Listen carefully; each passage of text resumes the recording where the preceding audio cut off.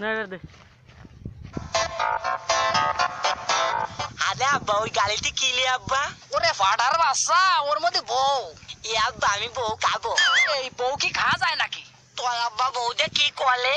ওরে বউ দিয়ে ভাত রাইন্দে খাতি হয়। এ আব্বা কোন পাশে আগুন দোলাতে হয়? আগে ঠ্যাঙ্গের পাশে না মাথার পাশে?